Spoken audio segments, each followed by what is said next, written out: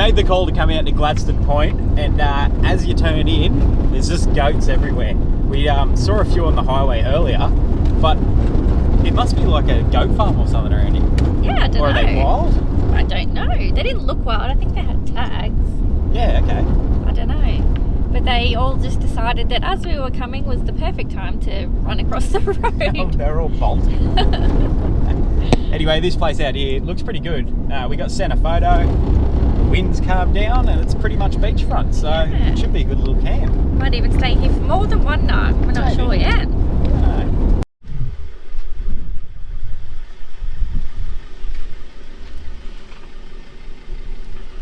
So it's just the old envelopes, fill it in yourself, put the money in the thing. Big thing over there. This joint looks pretty cool. The water out the front's really nice. Should be a good spot for at least a night anyway.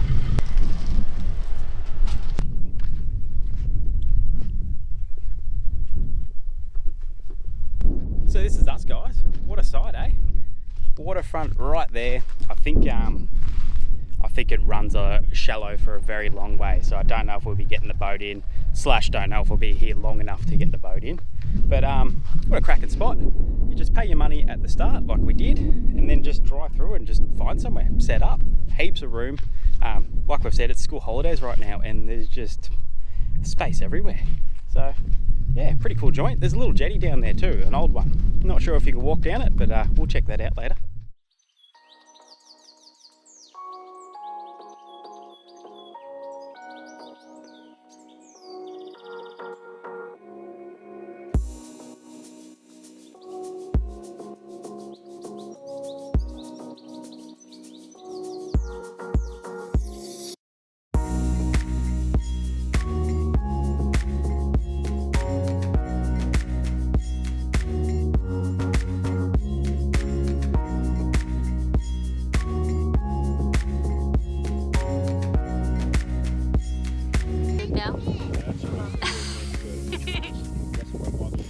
How is it? He hasn't been there yet. He doesn't know. What's it like to go? I'll have a try. Delicious. I'll have a try. Very melty. Give me a try. Oh my god. Alright, so one of our packages today from the post office is this. Pretty excited for this one. We've been waiting a little bit, haven't we? We have. It's been sitting in Carnarvon for a while. Yeah, we got sent to Carnarvon and thinking we'd be there a bit sooner than we were. But this is our new slow reveal. Very slow reveal. Expensive building. It's killing me, even though I know what it is. Dun, dun, dun, dun. Tyre pressure monitoring system. That's a mouthful. iCheck. So they got onto us recently and said, hey, can we send you out one of our tyre pressure monitoring systems for the car and the caravan? And we tested it out, and you know, if we like it, we'll have a discount code for it. Now, before we left, I did actually want to get a system like this, but it was just one of those things. We left at last minute and never did it, eh? And I was having trouble with a lot of the other brands really getting a definitive answer of whether the monitoring system in the car will pick up the caravan, because I know a few people have trouble where it's the distance, the Bluetooth or however it gets it, I assume Bluetooth or Wi-Fi, it's too far away and it keeps dropping out. So I've heard good things about these ones, so we'll get hooked up and see how it goes. So I just opened the second package with it and it explains everything. Signal booster. So that's how it works. Obviously it probably is too far if you just had the standard system, but with that it'll pick it up. So that, I haven't read any instructions, I don't even know what I'm doing. That looks like it goes on your battery. So it's a powered booster. It's got a fuse there. It's got some little alligator clips too and a bit of 3M tape. I'm guessing to mount your booster in your bonnet somewhere. That's pretty cool. And then it's childproof. Can I have an adult help, please? Oh no. There's no adults around here. You're telling me. So, what do we got? Something? Manual. I'll read that when I can't figure it all out. So, looks like we've got a system that can run up to 8 tyres. We obviously only need 6. I could chuck one on the spare, but I don't really see the point in doing that. Nice, neat little solar powered monitor. So that'll just sit up on the dash. And then, looks like a SIG socket for powering it. But I guess we don't need that.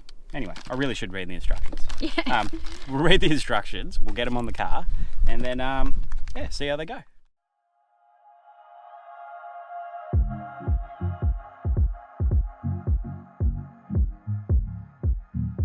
$122 old, still standing. Barely. No, 112 years old. 1910, 112 years old. So Gladstone Point, it used to be a port. They used to take big ships from Perth into Dirk Harthog and then transfer all the wool and produce and stuff onto smaller ships and bring it out to here because there's a bit of a channel going out.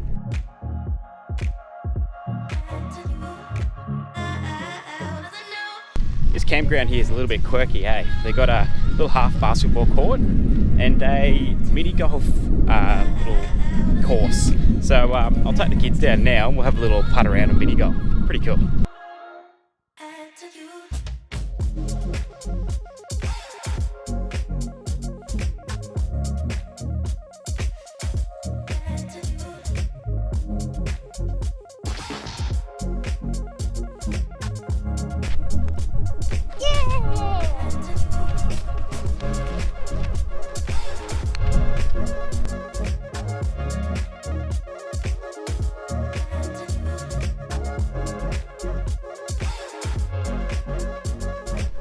Hey, check out this too, guys. They've got these Artesian bore showers.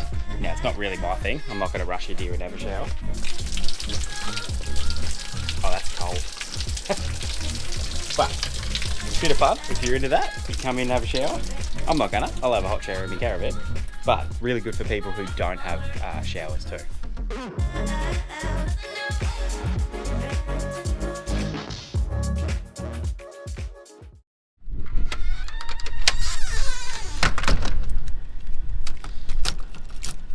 Alright, so we're leaving Cascade Bay. It's Cascade Bay, not Point, by the way. Gladstone. Gladstone. Why am I saying Cascade? I don't know. We're leading. Well, that was completely wrong. So it's Gladstone Bay. We'll call it Gladstone Point. I don't know. I've got all the names wrong. You're not even close. It's blowing up. It's starting to rain. We're going to head inland. We're going to try Wooramel. We'll see if we can get in there. Have a Artesian hot bath or something. Good weather for it. But yeah, good little place to stay. If it was really good weather, it'd be cool to stay here for like a week and get the boat out, but not right now.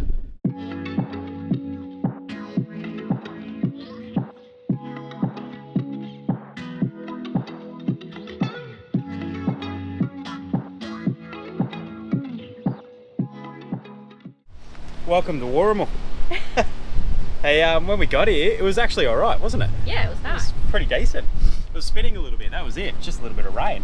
But since then, we've had a severe weather warning come through. Oh my god, the dust. Severe weather warning come through, and it is just absolutely blowing its guts out through here. It's unbelievable. Yeah, I've never seen wind like this. We were down looking at the cafe and the pools, the thermal pools, or whatever they're called. And yeah, it picked up then, so anyway, we're honestly not too bad. The way we're facing, the awning's absolutely fine. It's blowing from the back of the van, but the dust is just absolutely blasting through. Oh. Yep. There Good it fun. is. Have a look at the dust out there.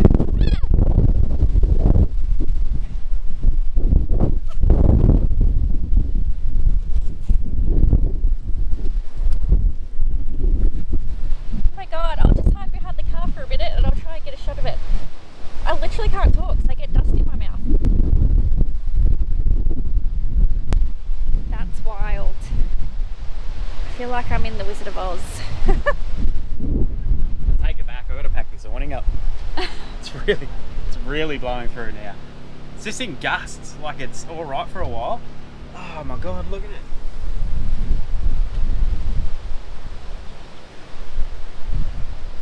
Anyway, luckily it's meant to be only today like this.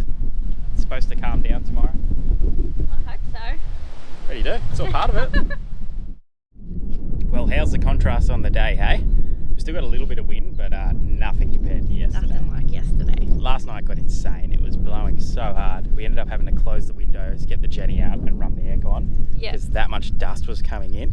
I really feel for people without a caravan now when, you know, if that's how they feel when they pull up after a long trip on a dirt road. And there's just dust everywhere. Yeah, quite horrible. You're probably wondering, what do you do at Wooramel Station? Well, you go in the hot springs. What are they called? Artesian baths. Which Toby and I had a little dip in this morning before the girls are up, and we'll all go there later and have a go. But getting in when no one else is there is an issue because everyone wants to go there. Yeah, there's four of them and 4,000 people here. Yes. No, that's an exaggeration. It's actually not that busy at all. They're usually pretty busy. Yeah, there's a lot of spots here, so you can imagine when it is full, everyone's trying to get into them. But we'll get our chance later on. But for now, we're going to have a walk around the historical tip, it's called, or junkyard. So apparently they've just got a heap of random stuff, and it does look just like a heap of random stuff. Very random. So if there's some cool things, we'll show you.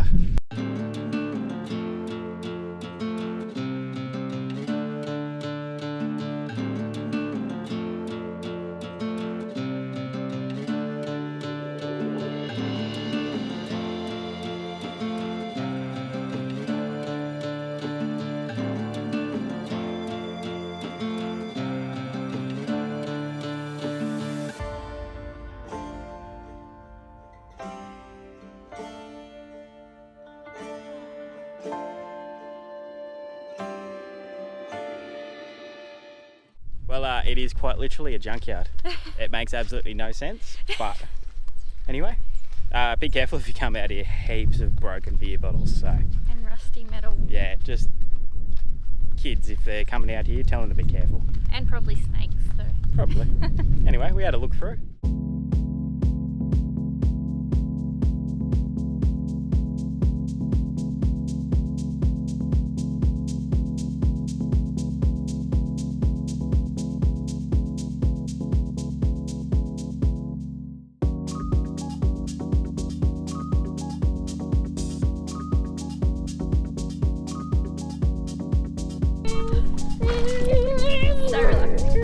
So relaxing with kids. What do you reckon? Yeah, they're pretty relaxing. Very warm. After being to Coward Springs, and that didn't feel warm at all. This feels like warm. a proper warm bath. Yeah, and I feel like it's a lot more pleasant to get into. Oh, it's bigger. But they've done a good job. Like, all this is all man-made around it. These are fiberglass pools. They just pump the artesian water into it. But it's really nice. They change the water every day. Yeah, make sure it's really clean. Yeah. It's good. So we figured out this is the time probably to come. So it's like the changeover of people. Yeah, just after 10. Yeah, so everyone's left, but the new crowd hasn't arrived yet. So A lot of people come here for one night, so works out. So they got a little cafe here at Wooramel. It looks pretty new. It's all quite a flash setup, to be honest. But they do dampers, croissants, pies. What's yours again? cake, chocolate peanut butter cake. It is today. They must do like different flavours all the time. Yeah, a bit of a flavour of the day thing. But really good setup, eh? Quite impressed with it. How is it, mate? Good. There's your croissant. All right, so we're heading out to do the forward drive track, or self-drive forward drive track around the station. Now, normally you can do this section here and all up around here, around the station itself. We're staying just up here, but at the moment they're mustering, so you can't do any of this because there's cattle everywhere, and we saw them crossing the road the other day, hey? We didn't realise that was the Wooramel guys as we're heading to Gladstone Bay. So at the moment we can just do this section, and what you do, go pay your $10, but for the moment it's $5 because you can only do half of it, and then they give you the gate code, and you make sure you open and shut the gates and lock them back up because there are cattle and livestock out here, so you gotta make sure you close everything. Otherwise, they're going to be in for a hell of a time. So We don't want to be responsible for that. No. And you got to sign in and sign out. So they send a search party if you don't go back and sign in. But anyway, we're at the first gate and we'll head on in.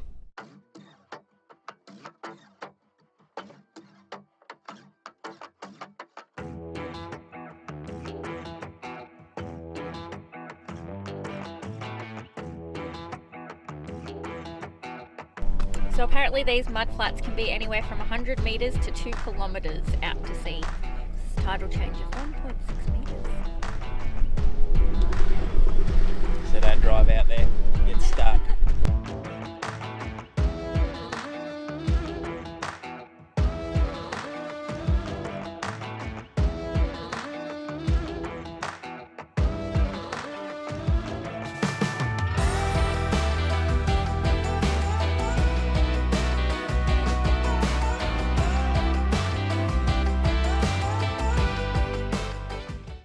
So apparently those bones down there are of a dugong, which is the closest we've come so far to seeing a dugong.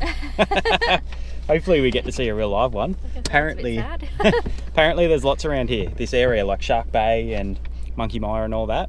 So pretty keen to see one. Might have to do a little cruise or something at Shark Bay. Yeah, I don't know how you find them otherwise. Yeah. We need someone to take us to them. I haven't heard of many people seeing dugongs before, so let us know. Have you seen a dugong in the wild before?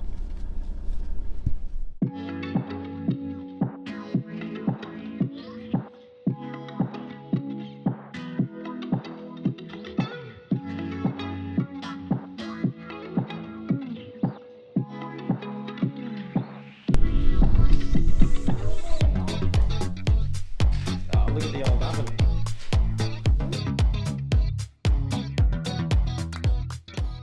So these here were the old shearing quarters by the looks of it. I think it said something along the lines of built in 1912. They started shearing out here, and that Gladstone port that we're at the other day, that's where they took all the wool and sent it off on the ships. But not very large living areas for them. You imagine out here when it's middle of summer too, it would have been so hot. So this is the old shearing shed. Now they ceased shearing here in 2006, but it still smells like fresh sheep. I was going to say, it still smells. Yeah, you get the big waft of it, eh?